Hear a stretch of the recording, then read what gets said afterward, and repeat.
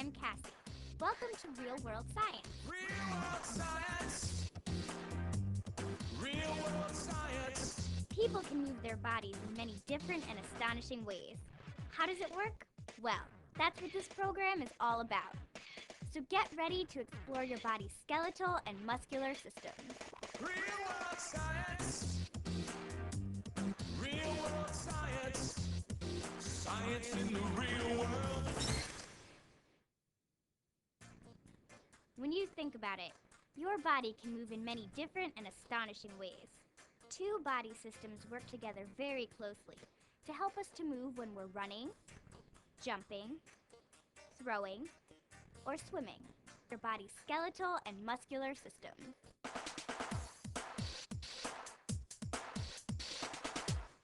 Did you ever see a building being built with steel girders? Steel pieces are joined together to create a strong frame. By the time the building is completed, however, you can no longer see the framework. People have an inner framework too, one that is made of bones. All of our bones together are called a skeleton, like this one. An adult has a total of 206 bones. Bones have many purposes and support many functions of the body. Bones provide shape to your body. Without your skeletal system, you'd be as floppy as this water balloon, just a soft blob of skin and stuff. Some bones, like your backbone, which is also known as the vertebral column, give you support.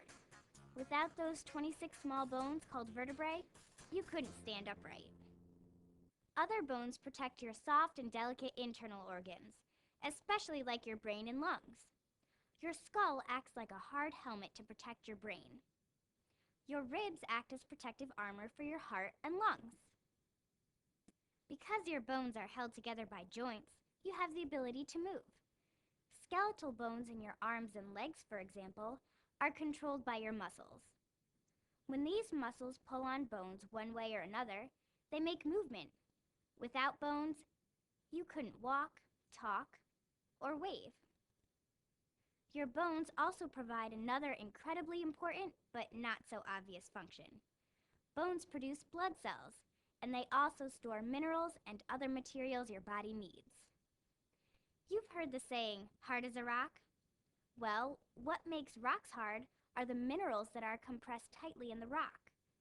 Bones are hard because they're also made up of minerals, primarily two of them, phosphorus and calcium. When most people think of bones, they think of this hard, lifeless, rock-like material that we see in a skeleton. As a matter of fact, the word skeleton comes from a Greek word meaning a dried body. But in reality, the bones that make up your skeleton are living organs. Let's take a closer look at the bones that make up our skeletal system.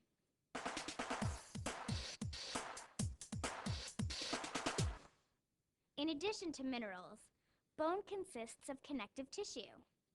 Connective tissue is an elastic body tissue that holds things together. If we were to look closely at a bone, we'd see a tough layer or membrane covering all of the bone, except the ends. Blood vessels and nerves leave the bone through this membrane. Beneath the membrane, we'd see some bone tissue that is hard and dense. It's called compact bone. Small canals carry blood vessels and nerves from the bone surface to the living cells within the bone. Another form of bone tissue is called spongy bone because it has many small spaces like a sponge. Spongy bone is lightweight and strong and provides support for the rest of the bone. The spaces in bone contain two kinds of soft, jelly-like tissue called marrow. Red bone marrow produces the body's blood cells. Yellow bone marrow stores fat and serves as an energy reserve. Did you ever notice that you can bend the tip of your ear and move your nose from side to side? The flexible material beneath your skin in these areas is called cartilage. Cartilage is a connective tissue that is more flexible than bone. Most of the bones in your skeleton begin as cartilage, but as you grow, the cartilage is replaced with bone. Here are x-rays of hands of a 1-year-old, a 3-year-old, and a teenager. Notice that the replacement of cartilage by bone is almost complete. Some cartilage, however, never changes to bone. The cartilage in your knee, for example. This acts like a cushion that keeps your femur bone from rubbing against the bones in your lower leg.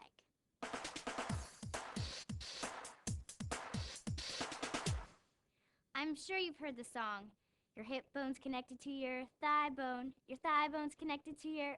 whatever. You get the picture. The place where bones connect or come together is called a joint. There are two kinds of joints in your body, immovable joints and movable joints. Some bones, like the bones of the skull, are connected in a way that allow for little or no movement. They're called immovable or fixed joints. The joints that attach the ribs to the sternum are also immovable. Most of the joints in the body are movable, and they allow your body to move in a variety of ways. There are different types of joints for different types of movement. There's a hinge joint that works like the hinge of a door. Your elbow is a hinge joint that allows you to bend and straighten your arm. Your knee is also a hinge joint that allows you to bend and straighten your leg. Your hips and shoulders are ball and socket joints. These operate like the joystick of a computer game.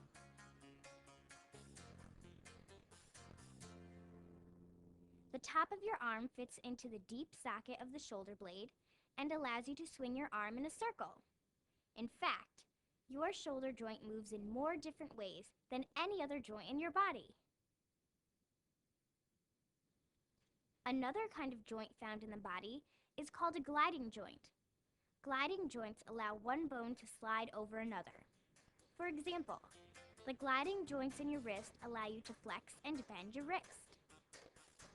Your neck can swivel or pivot because of a pivot joint.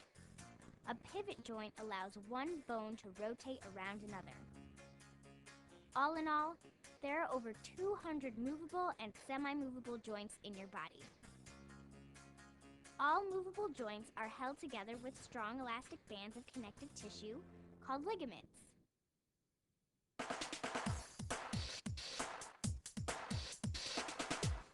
So it's important to keep the bones of your skeleton healthy.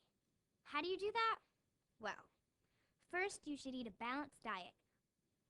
Dairy products, such as milk, cheese, and yogurt, are good sources of calcium and phosphorus, the two minerals that make up your bones.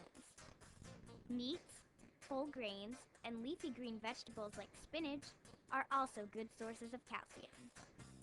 You also have to exercise to keep your bones healthy.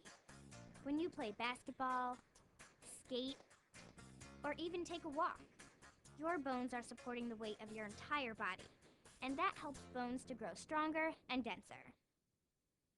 As people become older, their bones begin to lose some minerals.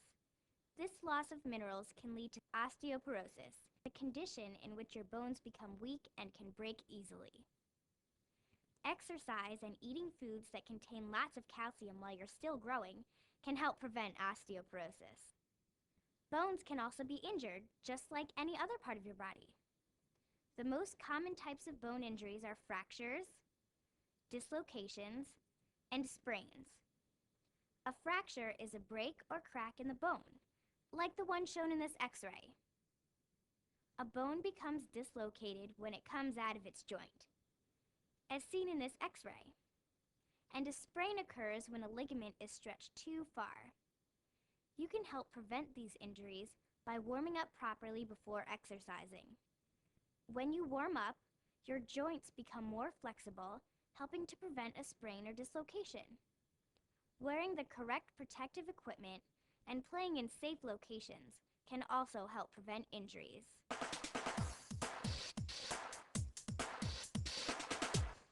Okay, everyone sit perfectly still. Don't move a muscle. You know that's almost impossible to do, because even when you're sitting perfectly still, some muscles, like your heart and your stomach, are still working. If they weren't, you'd be in big trouble. There are about 600 muscles in your body that provide a variety of different functions. Walking, eating, or just breathing all involve the use of muscles. Some muscle movements are very easy to control, like smiling. It takes on average 13 muscles to smile. Frowning takes 43 muscles. Muscles that you can control are called voluntary muscles. Running, jumping, even getting up from a chair are all under your control because of voluntary muscles. Then there are other muscles that are impossible to control completely.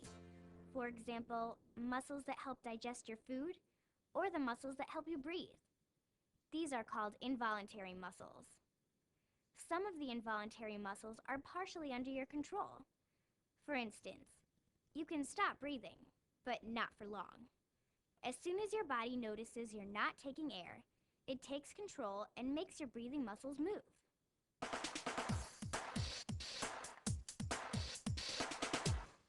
There are 3 different types of muscles in your body. Let's talk first about skeletal muscles. Under a microscope, a skeletal muscle looks like this. Anytime you move your arm, type on a keyboard, or walk, you're using skeletal muscles. Because you have conscious control over skeletal muscles, they are classified as voluntary muscles. They move when you want them to. Skeletal muscles provide the force that moves your bones. Skeletal muscles are attached to the bones of your skeleton by tendons. A tendon is a strong connective tissue found at each end of a skeletal muscle. Skeletal muscles work in pairs to cause motion. In this example, as the bicep muscle in your arm gets shorter, it pulls your bones closer together. The bicep is an example of a flexor muscle. A flexor muscle bends part of your body. The tricep muscle in your arm gets longer, and it causes the bones to move away from each other. The tricep is an example of an extensor muscle. Skeletal muscles get tired very easily. By the time you're finished exercising, you may need a rest. Smooth muscles are the second kind of muscle we'll talk about. Under a microscope, smooth muscle looks like this. Smooth muscles, which are found in your digestive tract and in your blood vessels, are involuntary muscles that control many kinds of movements in your body, such as the digestive process. The third kind of muscle is called cardiac muscle and is found in your heart.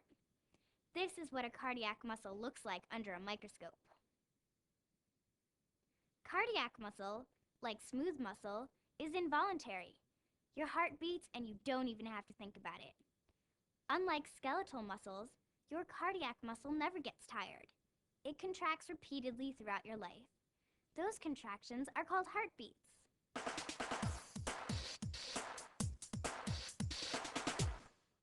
How do you keep your muscles healthy? Use them.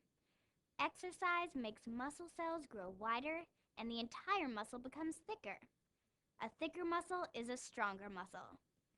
To prevent injuries to your muscles, it's important to stretch and warm up your muscles, making them more flexible and ready for the work they're going to do when you exercise or play. As we've seen, your body can do some pretty incredible things. Your body's bones, working together with your muscles, allow you to perform a wide variety of moves in the real world.